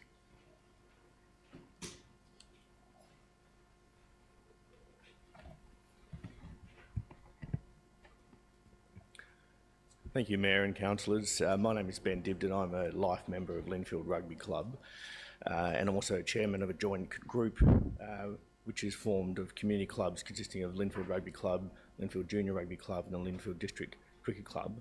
I'm speaking against the current recommendation, more so because, like my colleague Mr Cook, I believe that there's a deserved project that needs consideration by council for nomination for this particular incentive program. The project is a proposed refurbishment of an existing facility. As Mr Cook mentioned, extensive work has previously been done. Initially, this project came on the radar in 2019. There was an extensive consultation process between the existing users of the facility, which is the rugby clubs and the cricket clubs, but also other participants, local residents and council staff members. We went through a pre-DA process where an independent planning consultant, Kerry Gordon, was appointed by council to review the proposed concept designs and to give feedback in relation to that. Following that process, detailed architectural plans. We've had about 12 consultant reports prepared, bushfire consultants, heritage architects and the like, and all of those have been presented through that process and ultimately received independent approval from the development consultant. Ultimately, it came before council for resolutions in relation to receiving landowner consent, including to apply for government grants in support of the project on the 15th of August 2023, and a letter from council confirming same was sent to the clubs on the 22nd of September 2023, confirming this support of the project. The purpose of the project relates to upgrading existing change room facilities to accommodate an urgent need to foster and recognise the evolution and growth of female participation in sport. We've seen a significant increase in female players, both at girls and boys level, but also at the seniors level. Currently, as Mr Cook stated, the existing facilities have communal shower facilities and haven't been upgraded or dealt with since the 1960s. In addition, the proposed renovation of the existing facility will enable ambulant and disabled access, which currently is not there, and in addition bring up to code in relation to fire standards and the like the building, which is currently unsafe. As Mr Cook indicated, we've already spent $75,000 of the club's funds to get to this point. We have another $525,000 in co-contribution funds ready to go, but we need an additional set of funds, and this grant, which is, as I understand, up to $2 million, would be appropriate for this project. And so once the funds are made available, we're ready to proceed. Thank you. Okay, looks like a question from Councillor Indu Balachandran. Thank you, Mr Dibden. I was just trying... it wasn't clear to me. Is it the same facility that Mr Cook spoke about? Yes, it is. Yes, Thank you. Soldiers Memorial Park. Thank you. Okay, that looks like that's it for the questions. Thank you, Ben. Now we'll move on to general business. I've got Nicolette Buller noted as the next speaker on Marion Street. I can't see her and I can't see her online. I'm just wondering if there's anyone speaking on her behalf. Okay, doesn't look like there is. Okay, we'll go to our next speaker, which is Joel Hyman on the St Ives Sport Centre and the future of NSBL, North Shore Basketball League, representing the North Shore Basketball League. Whenever you're ready, Joel. Thank you. Good evening, Madam Mayor, councillors, council staff, ladies and gents. With respect to Nicolette, I'm glad I didn't have to follow her because she's a very strong speaker. Over a decade ago, I very, very nervously spoke in front of Ku-ring-gai Council for the first time, lobbying for more sporting facilities in the local area. I stand before you now, proud of how far NSBL, North Shore Basketball League, has come, and I'm anxiously optimistic of what is in store for the club's future. NSBL began from humble beginnings with 10 kids and a rabbi on the tennis court of Chabad House in early 2013. In July 2013, we moved to St Ives High School, and even though the gym there was a little outdated, we rapidly grew our membership. In the interest of time for everyone this evening, we can fast forward to 2021. NSBL had survived the first lockdown and excitedly moved from the aforementioned old gym into the new sports hall, the two new courts that are currently at St Ives High. The opportunity to use two courts has been incredible for all involved, and our numbers grew even further. By the end of 2022, we had 750 members a week. Come a long way from 10 kids and a rabbi. We have been at an eye-watering 800 members consistently through 2025, with our plans now set on the new sports hall. Yes, another two courts. This will definitely help accommodate our ever-growing waiting lists. NSBL is a proud basketball community.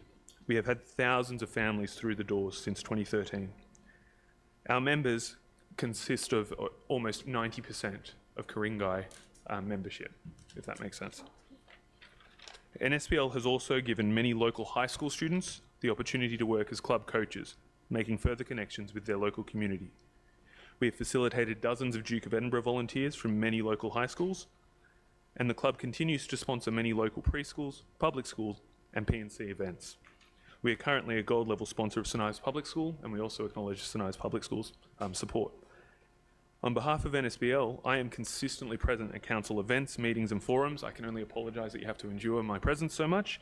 And it's worth noting that frequently I'm the only basketball group that is in attendance, even if it's not on the actual agenda.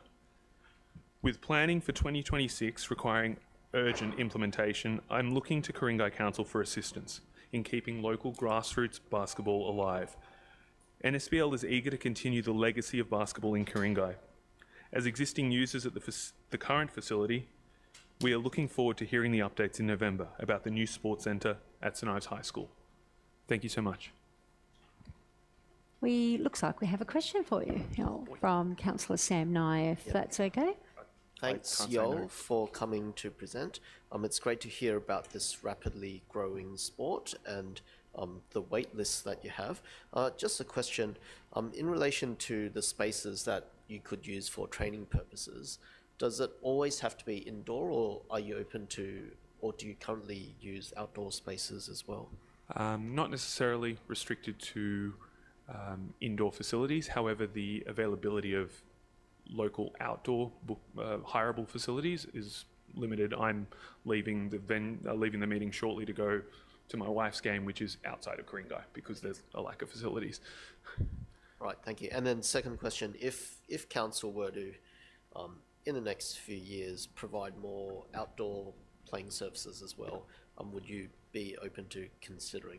Absolutely. There are so many families and members that can't just play coordinated or organised sport. It's the casual play that misses out as well, and I believe that's been mentioned a few times at the sports forums. All right, thank you. No worries, thank you. Thank you. Looks like that's it for the questions. Thank you. Our next speaker is Janet Harwood on survival economics and protection needs to be the new business. I apologise for appearing so often, but the proposal for survival economics has already been sent to federal government and to state government. It is going to be sent to Mr. Tom Gellibrand and Kirsten Fishburne. I have a letter that I wrote to Mr. Gellibrand in 2012, and it has a quote in there which says, well, it's telling council, the minister may take action under section XYZ of the EPA Act if the agreed timeline is not met. So I think we have the same kind of threat coming quite often. So I'm going to go back to him and say, would he kindly get the minister to take action to protect this local government area from complete biodiversity wipeout because of the overdevelopment we've had for the last 20 years. Converting to concrete, bitumen, and synthetic grass, the soils, the seed bank, and the fungi that we need to survive in the future is bad for the National Reserve System.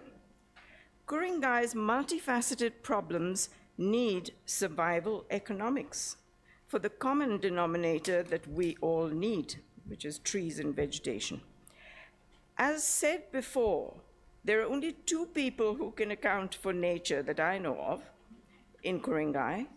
One was the former general manager, and the other is the current general manager.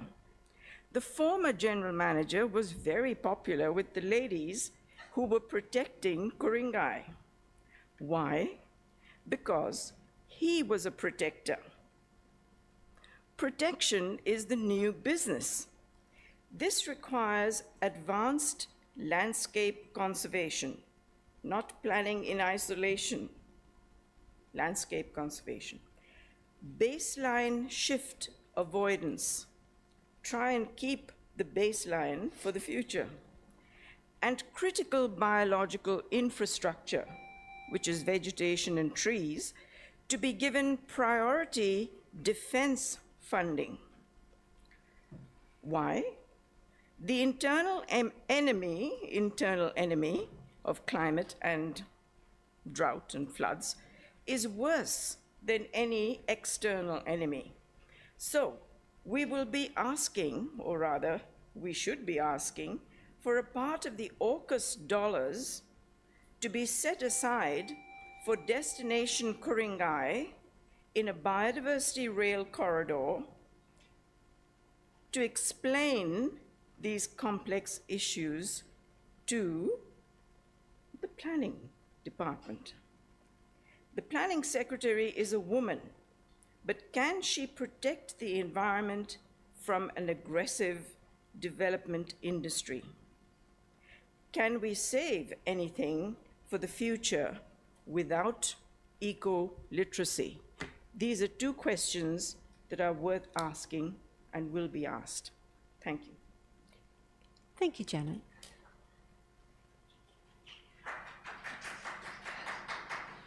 Our next speaker is Janine Kitson, representing Friends of Ku-ring-gai Environment Folk, is speaking on the EPA&E Bill 2025.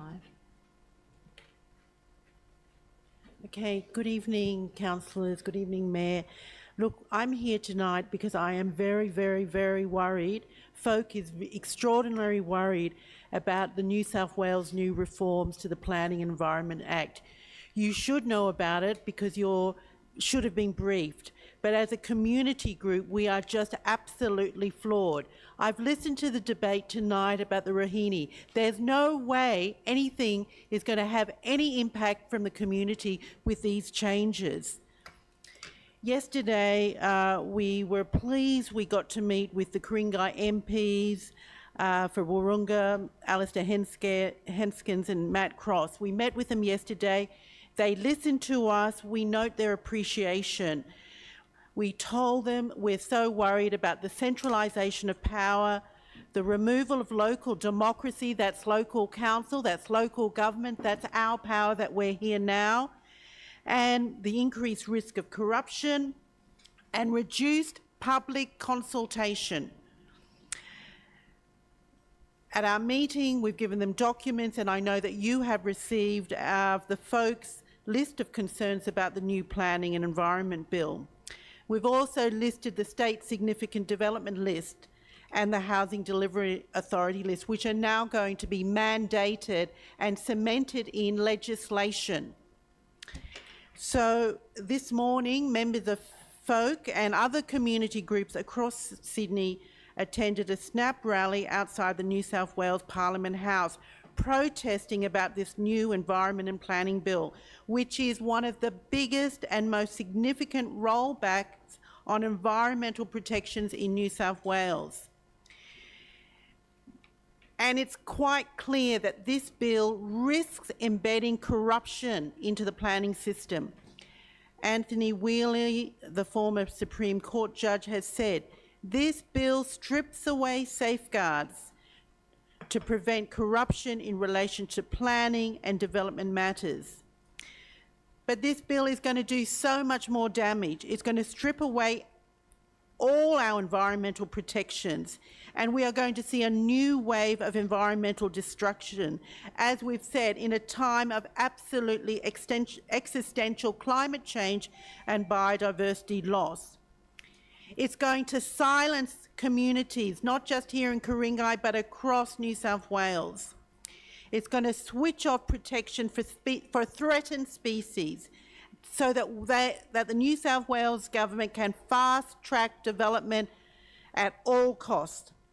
It will give extraordinary powers to the Planning Secretary to provide independent expert from government departments and local councils. Now, my understanding is that the bill went to Parliament this morning. I don't know what the result is, but it's clear New South Wales Labor is determined to proceed with this bill. It will be absolutely, utterly and comprehensively devastating, not only for Ku-ring-gai, but for every local government in New South Wales. I'm urging every councillor here and the council to make a strong and public rejection about this, because there is no point coming to this meeting with this new bill. Thank you. Thank you, Janine. Our next speaker is Cheryl Chateau, representing Clara Music Club as president of the Clara Music Club.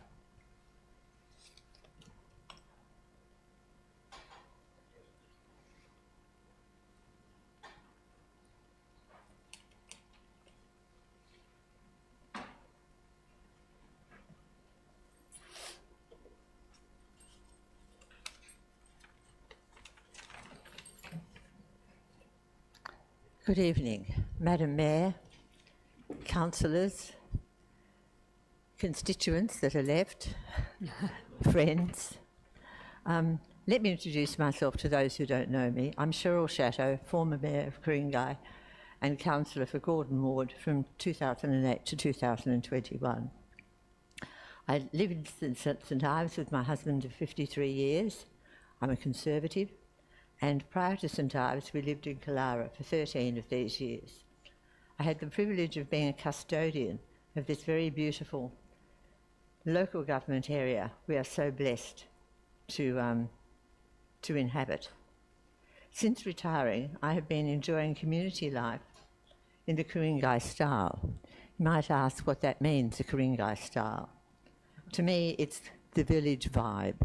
I think that's where we are. And pockets of people with talents and interests that bind us together in a civil society. One of these such groups is the Clara Music Club. It's been in existence for 93 years. And they used to perform at the Marion Street Theatre until they couldn't anymore because it was closed. And what they've been doing for the last probably 15 years or more is going to Ravenswood Auditorium.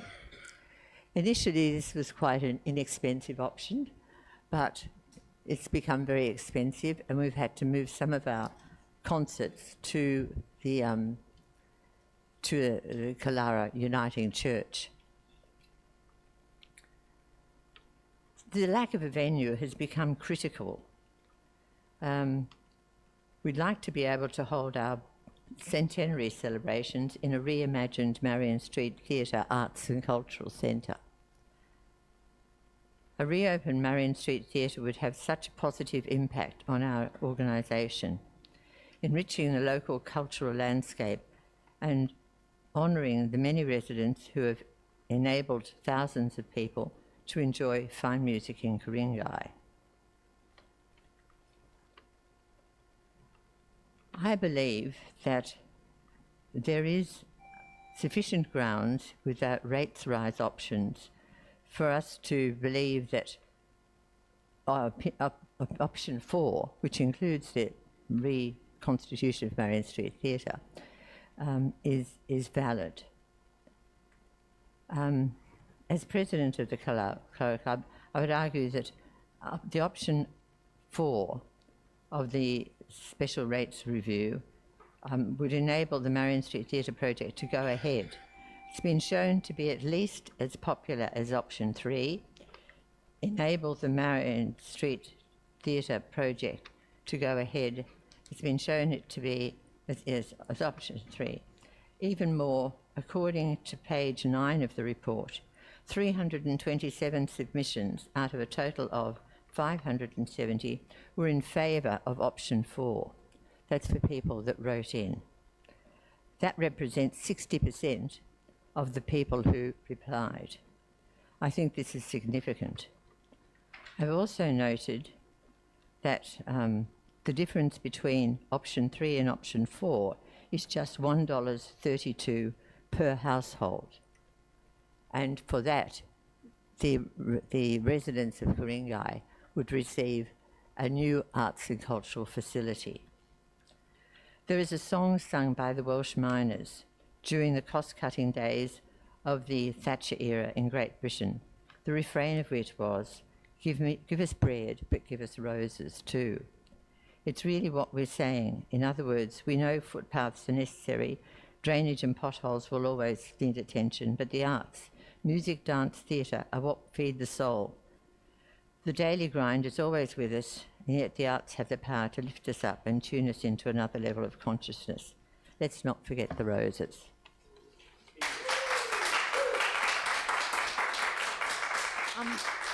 Cheryl, are you up for taking a question? That's up to you. Okay. No worries. Councillor Alec Taylor, whenever you're ready. Thank you, Cheryl, for coming along tonight. I'm not sure if you noticed that you're standing in front of the picture of yourself as mayor.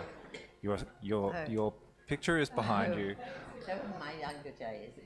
Firstly, I wanted to say thank you for your very many years of service to our community, regardless of which side of politics you are on. We are very grateful for your service to the community. My question for you is, if we are unable to fund Marion Street Theatre through a special rate variation, would you consider perhaps selling an asset like, for example, the airspace above Morey Street car park in order to fund Marion Street Theatre? Thank you. And Councillor Sam Nye has a question also. All right. Thank you, Cheryl, for coming to speak. Alec has beaten, Councillor Taylor's beaten me to making the comment about your portrait, which is wonderful.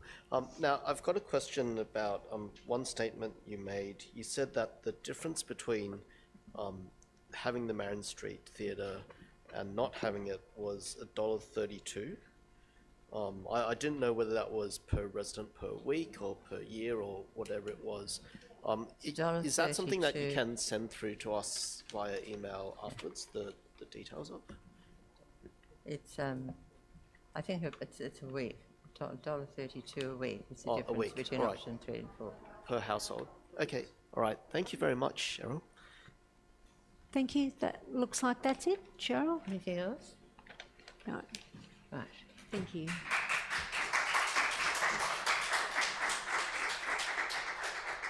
Our next speaker is Alexander Laycock, representing Marion Street Theatre for Young People, and the topic, the matter of approving funding to refurbish Marion Street Theatre? Well, first off, thank you so much, everyone. I know it's a late night. Normally I'll be on stage by now, but oi, here we are. Mayors, councils, and residents, my name is Alex. I'm an actor, how can you tell? Musician, how can you tell? And I'm also a radio presenter, and Marion Street Theatre enabled me to achieve these goals. I was heavily involved in Marion Street Theatre, attending classes and being lucky enough to play a lead role in some of their productions. And the smiles in the faces of the people in this community, in the audience, should be reason enough that the creative arts should be invested in. This is actually my first time attending an actual council meeting. I didn't expect it to be so fancy, and all the portraits are fantastic. But because I believe in this so much, I figured I would just actually be here in person, take this into my own hands. In a time where we're faced with so much more isolation than ever, today's young people have very little opportunities to form friendships and discover their creative potential, and we're seeing that manifest in a lot of young boys adopting very scary conservative views, such as influences such as Andrew Tate. So this theatre would be a more positive influence in that. And I'm very much aware that sports facilities need the attention and the love that they also need, but there's also the kids that don't find that same love on the court, in the pools, or on the pitch. When I was a kid, I was bullied at school, and I had not found that space in the very well-funded sports facilities that my schools had offered. But I found that strength, and I found that connection and friendship at Marion Street. And I feel that it's a much-needed rock and creative outlet for so many people like me who have continued to stay in a creative field even at 21, like me. And their help has kind of set me up for life. My career as a creative would not have happened without the wonderful people at Marion Street. And we've seen in real time the people in this chamber that have spoken up about the importance of Marion Street, like one by one, even from different organizations like the music organization, showing their support, which has been incredible. And they need the council's support to continue to inspire future generations. So thank you very much for your time. It's fantastic. Quick question. Councillor Sam Nye. Thank you, Madam Mayor. Alexander, thank you for coming to present. It's really encouraging to hear the role that a community organisation has played in shaping who you are today and building, I guess, community cohesion. My question is with regard to whether your values or what builds you up and what will build up future generations is a place or whether it's a people. And where I'm coming from is, I'm just thinking Marion Street Theatre, 249 seats, but if council had the opportunity to build even more seat theatre somewhere else nearby, would that be something that you frown upon, or would you think that's fantastic if we can use it and the people are there? It's an interesting idea, but I feel that the original location where Marion Street is on is the heartland. It doesn't matter if it's a 250 or 250,000 capacity venue. It's the soul of what we've built as a community. I feel that the smaller stages enable creatives to have an open door that isn't as intimidating, that is just surrounded by their loved ones and people in their community to kind of give them this incredible opportunity. What was the other part of your question? I'm so sorry. I don't even remember myself. I do remember. Yes, it was, the is Marion Street a place or is it a people? I think it is both. I think that the heartland gives the people a home, but obviously Marion Street is built by the wonderful people who are here today. All right, so thank you, Alexander, for coming to present, as well as all your friends in your community group. Thanks. And we've got one more question from Councillor Indu Balachandran. Alexander, we are delighted to have young people come and grace our chambers. It doesn't happen often enough, and it seems to take the closure of a very, very old cultural asset to get you here. So thank you for coming. The question I have for you is a question of filling in a blank in some ways. The Marion Street space has been shut for now 12 years. Can you explain to us what the absence of that has meant for you? I feel like that there's been a kind of disconnect. It feels like, well, I'm actually originally from England, how can you tell? But I've been here for about 12 years, so about the same time. So I guess I can acquaint to that, to still knowing I have a home somewhere, but living in a place that isn't that. Like, you know, taking up space in the Clara church halls and stuff was adequate, and the Knox stage area was great, but it didn't feel like home. It felt like a borrowed space, and I feel that we'd build so much more of a solid identity and togetherness as a community if we invested in a kind of heartland space like the original site of the Marion Street Theatre, which is why I believe that it should be restored. Thank you, Alex. Thank you so much. And our last speaker is Antonia Spram from Marion Street Theatre. Thank you for your patience, Antonia. And Alex would be a hard act to follow, but you are lucky last, so. Good night, everyone. I'm Antonia. I'm 19. I was a student at Marion Street from 2019 to 2024. I've been born and raised in the North Shore, so I really understand what community means to me here. I don't have anything written down, so I'm just kind of going off what I've heard tonight. But I'm really disappointed in everyone. As a young person whose outlet was theatre, I feel like I haven't had the resources and the facilities to be able to explore that properly. I'm one of 3 siblings. I have a younger sister who plays netball, and I was doing some research back there, and Ku-ring-gai Council has 25 netball courts. My younger brother plays tennis, and Ku-ring-gai Council has 67 tennis courts. You have 0 performing arts spaces. I have had to practice in an old church with creaky floorboards, peeling paint, and insufficient resources. It's been hard to explore myself and create connections with others because we have lacked that. It is hard for a young person to also come here and stand before all of you because it feels as if we aren't noticed. As part of the Marion Street community, we have spent countless years coming here and talking about what we need, and we are not listened to. And it is frustrating. It is really, really hard. Marion Street for me was very important. My high school didn't offer anything to do with arts. It was purely academic. It was a big focus on science and language.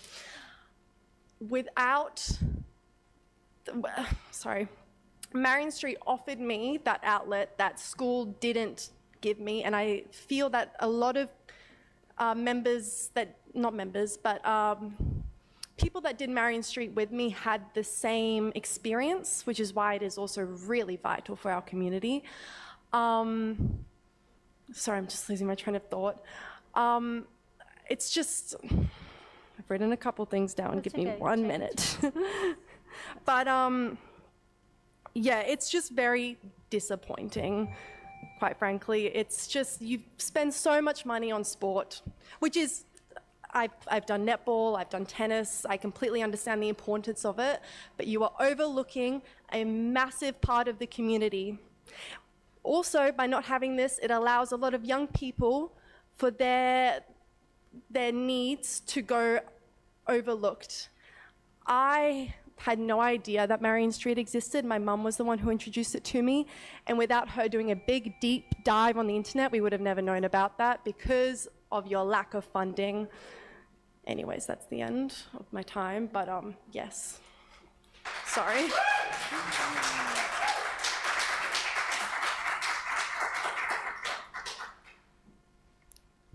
Question from Hi, Councillor Antonia. Indu Balachandran. Were you I suppose, here when the Marion Street Theatre was still an active place? The actual The theatre? actual old theatre? I was part of the community, but I was very young, so I wasn't aware of it. I have grown up with the people from the theatre, and I would say they have carried on the community, but it is very hard to do so with what we've been given. So, And if you had to share your dream of what that space might do for you and your community if it came back, can you describe that to us? I think for me, one of the main part of it is letting yourself be you. At Marion Street, I was able to meet people that I've never met before, because in theatre, it makes you bring out your raw personality, and you are presented with these people like Alex, for example. We are not alike at all, but somehow we're both here, right? And we both get along and we're both friends. I feel like Marion Street, what it does is it brings people together, and I think a space where people can meet each other and learn about each other is very, very important. Thank you, Anton. And you have not let us down being the last speaker. Fantastic. Thank you.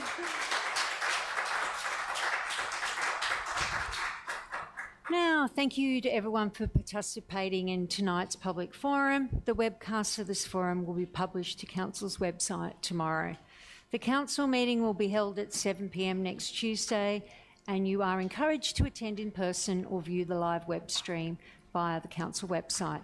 I encourage you to stay engaged with Council and share your feedback. Thank you again for your participation. I declare the meeting closed at 9:12. Thank you.